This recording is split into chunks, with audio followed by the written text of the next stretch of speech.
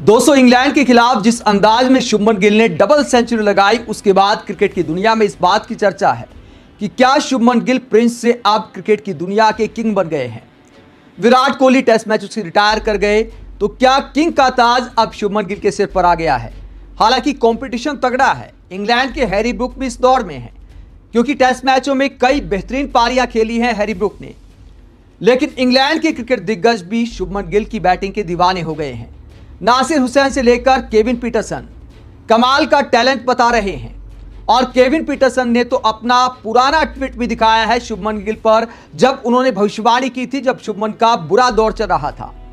Peterson ने क्या कहा, उससे पहले आपको सुनाते हैं नासिर हुसैन क्या कहते हैं शुभमन गिल की डबल सेंचुरी को लेकर। नासिर हुसैन कहते हैं, सबसे बड़ी बात है कि इतनी बड़ी पारी में शुभमन गिल ने कोई चांस नहीं दिया, ना पिच पर कभी गिरते दिखाई दिए, ना आउटसाइड एज लगकर गेंद फील्डर के बगल से गई। हालांकि मुझे लगता है कि वो ट्रिपल सेंचुरी लगाने से चूक गए और सहवाग का इंडिया की तरफ से सबसे बड़ा स्कोर बनाने का रिकॉर्ड भी तोड़ सकते थे। तो नासिर हुसैन इस बात को लेकर तारीफ करते हैं कि 269 रन की पारी में क्या होता है, एक आध चांस मिलता है, कोई स्टंप मिस होता है, एक आध कैच छूटता है, एक आध बार नजदीकी अपील होती है, और इसके अलावा आउटसाइड एज लगकर गेंद कई बार फील्डर के बगल से निकल जाती है। 269 रन की पारी में बहुत बार ऐसा होता है, लेकिन गिल ने ऐसी पारी खेली जिसमें कोई चांस नहीं, कोई आउटसाइड एज लगकर नहीं गया, कोई किस्मत का साथ नहीं। तो इस बात को लेकर नासिर हुसैन उनकी तारीफ करते हैं कि क्या कमाल की कंट्रोल की पारी है। 269 रन की ऐसी पारी में ऐसा कंट्रोल शायद ही किसी पारी में देखा गया हो। नासिर हुसैन के अलावा केविन पीटरसन क्या कहते हैं। दोस्तों, गिल की डबल सेंचुरी के बाद पीटरसन अपना एक पुराना ट्वीट शेयर करते हैं और कहते हैं कि क्या आपको मेरा ये ट्वीट याद है शुभमन गिल के बारे में। गिल के बारे में ट्वीट किया था पीटरसन ने 2 फरवरी 2024 को। गिल के बल्ले से कुछ पारियों में रन नहीं आए थे, बहुत सारे क्रिकेट एक्सपर्ट्स उन पर सवाल उठा रहे थे। तब पीटरसन ने क्या कहा था गिल के बारे में। जैक कालिस का उन्होंने जिक्र किया कि कालिस की एवरेज 10 टेस्ट मैचों में से 22 की थी, और वो क्रिकेट इतिहास के महानतम खिलाड़ियों में से एक साबित हुए।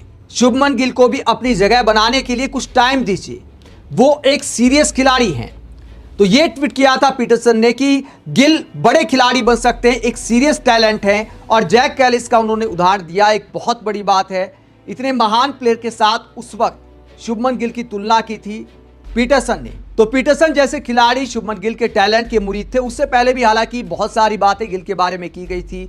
आते ही जिस अंदाज में खेल के तीनों फॉर्मेट में उन्होंने दम दिखाया था, एक के बाद एक सेंचुरी आ रही थी, लेकिन उसके बाद एक बैड पैच आया। ऑस्ट्रेलिया में भी ज्यादा रन नहीं आए थे, भारत में भी कई सारे टेस्ट मैच खराब गए, तो गिल पर सवाल उठने लगे थे। सेना कंट्रीज में एक भी शतक उनके बल्ले से नहीं आया था, लेकिन इंग्लैंड में कप्तान बनने के बाद बैक टू बैक 2 मैचों में सेंचुरी लगा दी है और एक डबल सेंचुरी लगा दी है। तो अब क्रिकेट की दुनिया कहती कि भैया नए किंग बनने जा रहे शुभमन गिल। हालांकि हैरी ब्रूक के साथ मुकाबला है, और भी कई बल्लेबाज अच्छे माने जाते क्रिकेट की दुनिया में। इंग्लैंड में ही बेन डकेट के बारे में भी काफ़ी चर्चाएं हैं, जिस तरह वो लगातार अच्छी बल्लेबाजी कर रहे हैं। इसके अलावा भी कुछ बल्लेबाज हैं जो दौड़ में हैं, लेकिन अगर 2 चेहरों की बात की जाए तो मुझे लगता है कि इस जनरेशन में हैरी ब्रूक और शुभमन गिल का मुकाबला माना गया है। अगर खेल के सारे फॉर्मेट देखे जाए तो गिल हैरी ब्रूक से आगे नजर आते हैं।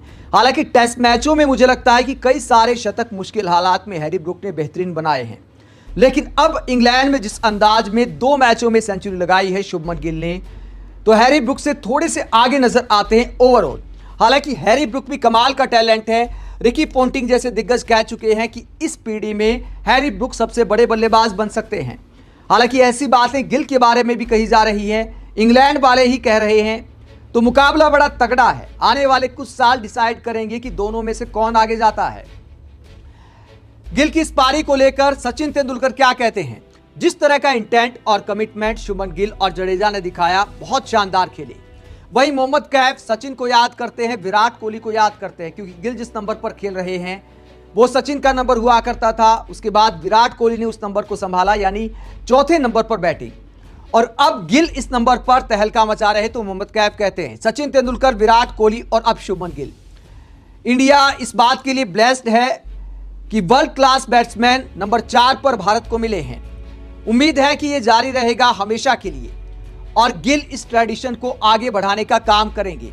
तो सचिन तेंदुलकर और विराट कोहली के बाद गिल को इस जनरेशन का सबसे टैलेंटेड बल्लेबाज माना जा रहा है। हालांकि भारत में बल्लेबाजी में टैलेंट की कमी नहीं है, एक से एक बल्लेबाज हैं। कभी जायसवाल चर्चा में आ जाते हैं, कभी गिल चर्चा में आ जाते हैं। डोमेस्टिक में भी बहुत सारे ऐसे बल्लेबाज हैं जो आगे जाकर अच्छा कर सकते हैं। लेकिन इनमें फिलहाल अगर टैलेंट की बात करें, अगर सभी फॉर्मेट की बात करें, टेक्निक की बात करें, टेम्परामेंट की बात करें, तो गिल बाकी बल्लेबाजों से आगे नजर आते हैं। हालांकि दोस्तों ये लंबी दौड़ है, क्रिकेट में लगातार अच्छा प्रदर्शन करना होता है, सालों तक अच्छा प्रदर्शन करना होता है, तभी डिसाइड होता है कि आखिरकार क्रिकेट का किंग कौन है। क्या शुभमन गिल क्रिकेट की दुनिया में विराट कोहली के बाद अगले किंग बन सकते हैं? इंग्लैंड में आप उनकी बैटिंग को लेकर क्या सोचते हैं? कमेंट बॉक्स में अपनी राय जरूर दें। साथ ही देखते रहे पब्लिक मीटर, चैनल को सब्सक्राइब भी करें। नमस्कार।